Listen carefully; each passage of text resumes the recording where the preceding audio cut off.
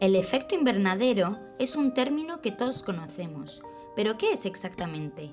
Un invernadero, como ya sabemos, está compuesto por materiales transparentes, como el vidrio, lo que permite el paso de la luz del sol.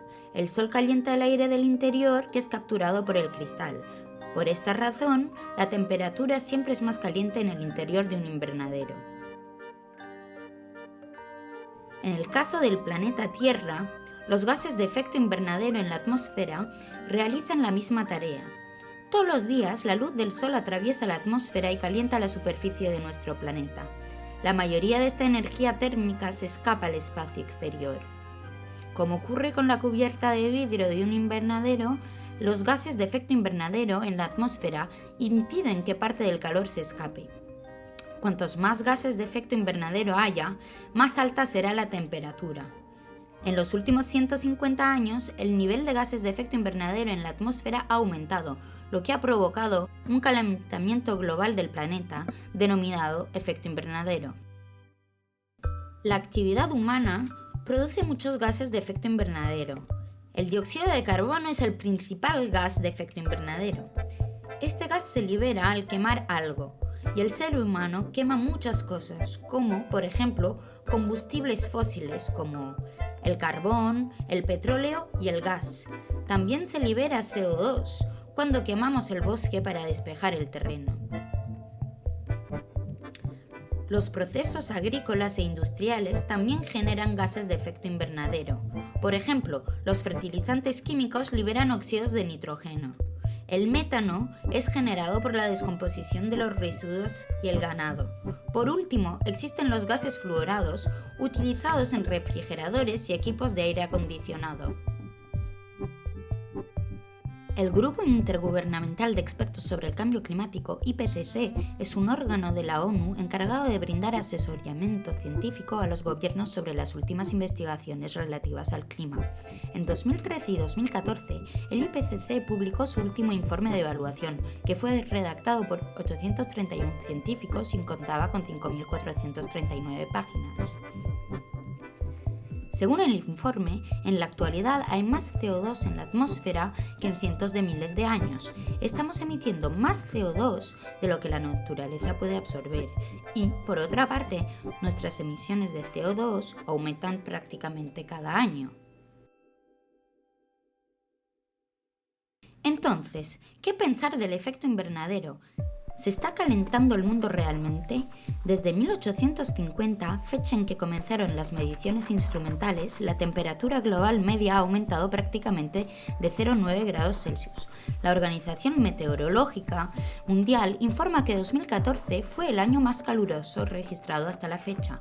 Es más, 14 de los 15 años más calientes se sitúan en el siglo XXI. La temperatura media ha aumentado rápidamente desde los años 70. Desde el año 2000, la tendencia al calentamiento es más moderada, pero continúa. Según el IPCC, es sumamente probable que el calentamiento global sea causado por las actividades humanas. La mayoría de los climatólogos están de acuerdo en que los gases de efecto invernadero de origen humano están contribuyendo al cambio climático, pero el sistema climático de la Tierra es sumamente complejo y los climatólogos no lo entienden todo. Por ejemplo, a medida que el hielo y la nieve se derriten, reflejan menos luz solar hacia el espacio, causando un mayor calentamiento. Por otro lado, la combustión de combustibles fósiles produce cenizas y polvo que reflejan la luz del sol hacia el espacio.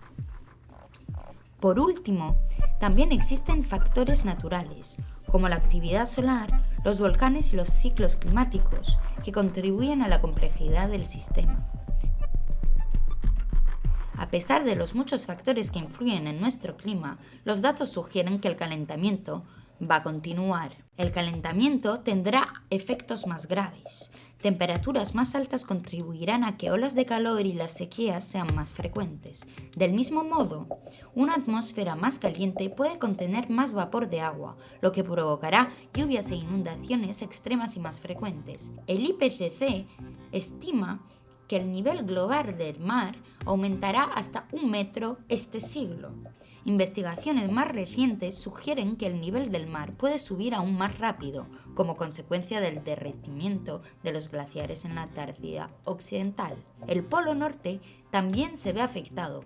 Los últimos 5 años se ha observado menos hielo marino de verano que la media.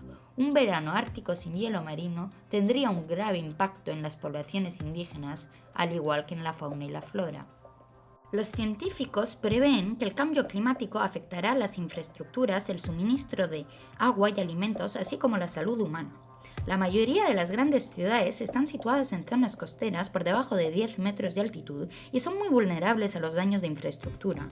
También existe un riesgo significativo para la vida humana, especialmente en los países en desarrollo, ya que las ciudades con asentamientos informales se ven más afectadas por condiciones climáticas extremas.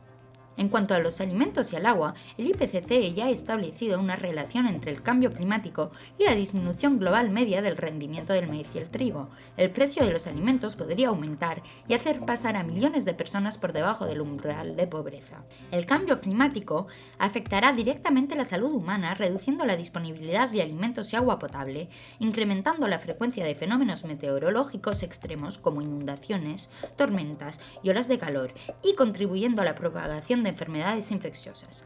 Indirectamente, el cambio climático podría provocar más conflictos a consecuencia del desempleo, el hambre, la migración y el descontento. El cambio climático constituye ya una amenaza para la fauna y la flora en hábitats únicos como los arrecifes de coral y el Ártico. Si las tendencias actuales continúan, la temperatura global aumentará 3 a 4 grados de aquí al año 2100, con graves consecuencias. Un calentamiento superior a 3 grados podría causar extinciones masivas de especies silvestres. Los arrecifes de coral morirían casi totalmente con un calentamiento superior a 4 grados. El cambio climático ya ha reducido el rendimiento del trigo y el maíz, por lo que un calentamiento superior a 4 grados plantearía grandes riesgos para la seguridad alimentaria mundial. No obstante, un cambio climático limitado tendrá ciertos efectos benéficos en países relativamente fríos. El calentamiento podría aumentar el periodo vegetativo de los cultivos, reducir la mortalidad provocada por el frío y los gastos de calefacción. El derretimiento del hielo marino del Ártico podría permitir el transporte marítimo a través del norte de Rusia. Sin embargo, estos cambios podrían conllevar nuevos riesgos, como la propagación de enfermedades y plagas. Por otro lado, el derretimiento del hielo y del permafrost ya está sofocando las carreteras, oleoductos y torres de electricidad del Ártico. ¿Cómo adaptarnos entonces al cambio climático? La adaptación requiere prepararse para los impactos que ya están ocurriendo o se prevé que ocurran en un futuro cercano. El desarrollo de cultivos resistentes a la sequía, sistemas de alerta de tormentas, defensas costeras y mejores respuestas a los desastres son algunos ejemplos de adaptación. Ahora bien, aunque se implementen estas medidas, si las emisiones de carbono continúan, el cambio climático continuará empeorando y podría crear condiciones a las que sería imposible o difícil adaptarnos debido a su coste. Para una solución a largo plazo, la adaptación y las reducciones de las emisiones de carbono deben ir a la par. Un porcentaje significativo del CO2 que emitimos hoy seguirá en la atmósfera 1000 años a partir de ahora.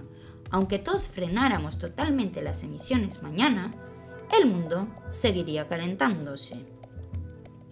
Limitar el calentamiento global medio a no más de 2 grados Celsius es un objetivo político que requeriría que las emisiones de gases de efecto invernadero dejen de aumentar a más tardar en 2020. En el horizonte 2030 tendrían que caer por debajo de los niveles de 2010. A largo plazo, las emisiones tendrían que reducirse a la mitad en el horizonte 2050 y situarse alrededor de cero o por debajo en el horizonte 2100 para alcanzar el límite de 2 grados. En realidad, las emisiones han aumentado por el contrario más del 2% anualmente en la última década.